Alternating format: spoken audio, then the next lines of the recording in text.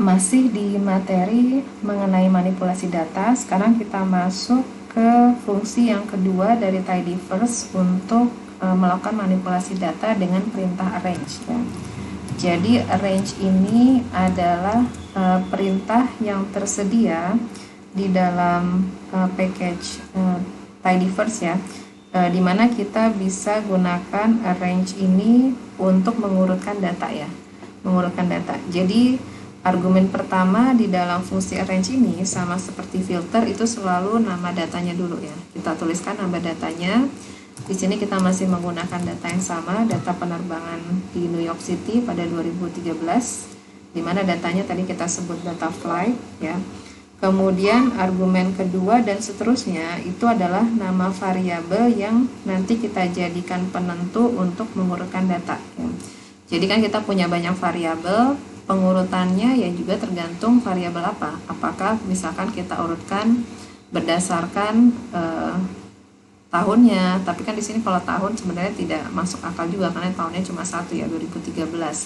Atau bisa juga kita urutkan berdasarkan misalkan yang penerbangannya paling terjauh ya, distance-nya paling terjauh, atau misalkan bisa kita urutkan dari yang paling tidak delay, yang paling cepat datang ya, penerbangannya paling arrival-nya paling cepat, sampai dengan yang paling penerbangannya paling telat ya, delay-nya. Itu bisa kita pakai perintah arrange ya untuk mengurutkan data. Nah, misalkan di sini kalau kita urutkan berdasarkan data tanggal ya, data penerbangannya, tadi seperti yang saya sampaikan, argumen kedua dan seterusnya itu adalah argumen di mana ini adalah nama variabel yang dijadikan penentu untuk mengurutkan data. Misalkan datanya mau kita urutkan sesuai dengan tahun, sesuai dengan bulan, lalu dengan tanggalnya. Nah, kalau kita tuliskan seperti ini, defaultnya itu dia selalu mengurutkan dari yang nilainya kecil ke paling besar ya. Jadi pertama diurutkan dulu year-nya ya, dari kecil ke besar. Kemudian baru yang man-nya itu diurutkan dari kecil ke besar, dan yang terakhir adalah day-nya kita urutkan dari kecil ke besar. Jadi kalau kita running ini ya bentuk datanya ya, karena di sini tidak terlihat data secara utuh semuanya ya, tapi gambarannya adalah ini yang kita lakukan adalah kita mengurutkan data mulai dari yang paling awal ya di tahun 2013 sampai dengan yang terakhir di bulan Desember tanggal 31. Kemudian berikutnya kalau misalkan kita ingin mengurutkan dari besar ke kecil ya, karena defaultnya kan tadi yang kita urutkan adalah dari yang kecil ke besar.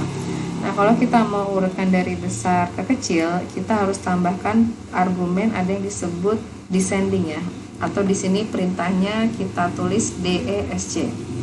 Misalkan kita mau mengurutkan penerbangan berdasarkan delay ya, delay keberangkatan. Ini berarti nama variabelnya adalah depth delay dari yang terbesar ya, dari yang terbesar atau yang paling delay ya, dari yang paling delay sampai yang tidak delay ya. Jadi kita masih menggunakan perintah arrange, kemudian nama datanya adalah flight. Kemudian berikutnya ini nama variabel yang dijadikan acuan untuk mengurutkan data adalah depth delay ya. Nah, kalau kita tuliskan seperti ini, defaultnya dia selalu mengurutkan dari kecil ke besar. Nah, kalau kita mau mengurutkan sebaliknya dari besar ke kecil, kita tambahkan argumen atau perintah DESC dalam kurung ya. Jadi nama variabelnya kita masukkan ke dalam fungsi descending ya, atau DESC. Dan jadi sekarang kalau kita running, klik run. Nah, di sini bisa dilihat ya, depth delay-nya, datanya kalau kita perhatikan kolom depth delay, dia sudah mulai terurut dari yang keberangkatannya ya, delay keberangkatannya dari yang paling besar disusun sampai dengan yang paling kecil ya, dan seterusnya. Kemudian fungsi range ini juga berguna misalkan kalau kita ingin mencari penerbangan yang tercepat ya. Kita ingin mencari penerbangan tercepat itu datanya yang mana ya, kita bisa pakai perintah range. Caranya adalah pertama kita tuliskan nama argumen pertamanya, datanya. Kemudian penerbangan tercepat ini bisa kita lihat dari airtime ya. Jadi airtime itu adalah waktu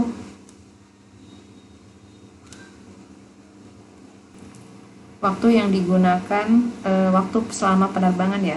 Beda dengan ARR time. ARR time ini kan adalah waktu kedatangan. Kita pakai yang airtime yang di sini ya. Ini airtime.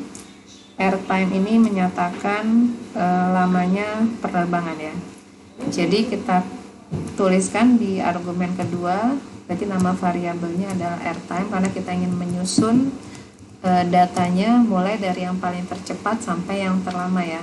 Jadi karena urutannya dari kecil ke lama, kita tidak perlu menggunakan perintah descending seperti ini ya, karena kan defaultnya ini sudah diurutkan dari yang paling kecil ke yang paling besar.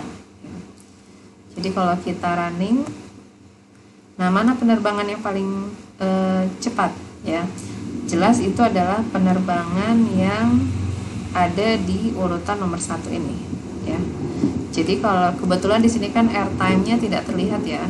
Kalau kita ingin melihat berapa sih total airtime yang tercepat itu, kita bisa masuk ke ini harus kita simpan dulu ya objeknya. Misalkan nama objeknya saya sebut X aja ya.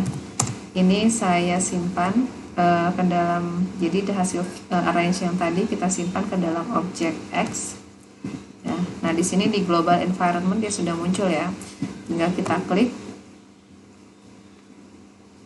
Nah nanti di sini bisa terlihat airtime-nya. Nah ini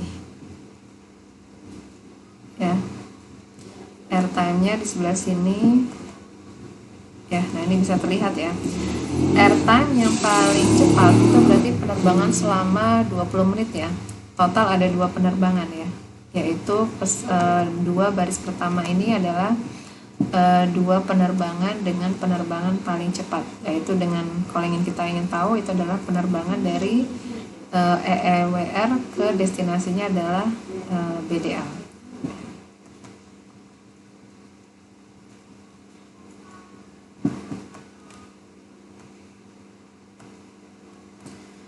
Kemudian misalkan kita ingin mencari info penerbangan yang paling terjauh ya, itu juga kita bisa pakai fungsi arrange ya, penerbangan terjauh.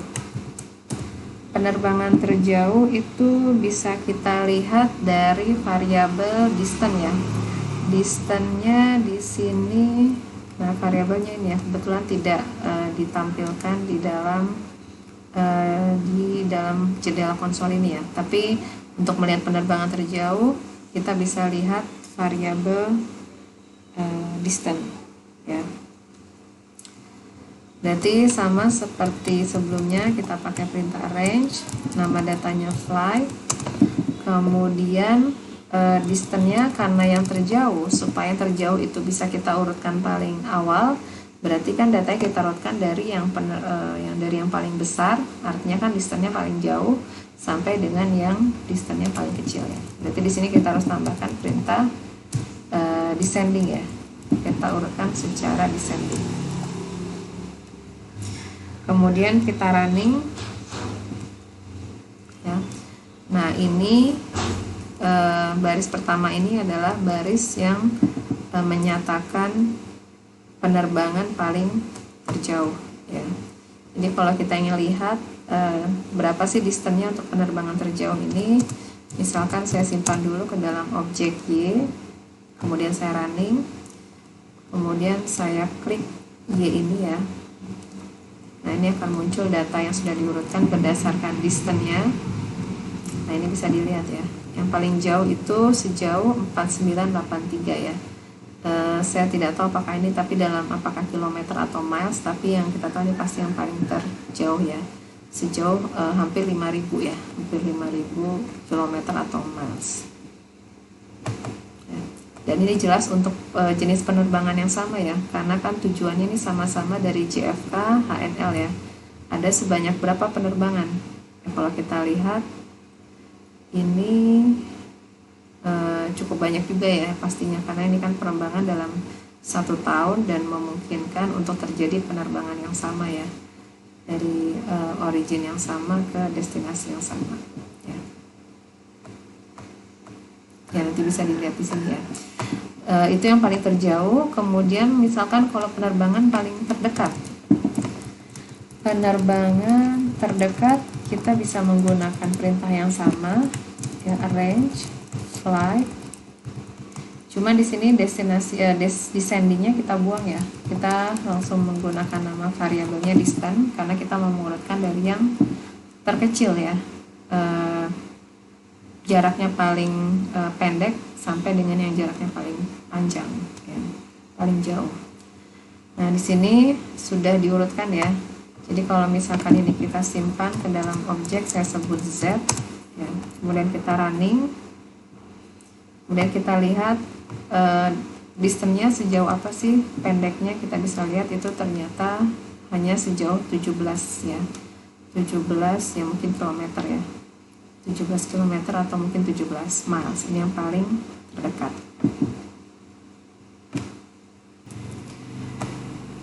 Oke, jadi itu ya cara melakukan manipulasi data dengan mengurutkan data ya dari yang terkecil ataupun dari terkecil ke terbesar maupun dari besar ke kecil dengan menggunakan perintah arrange ya.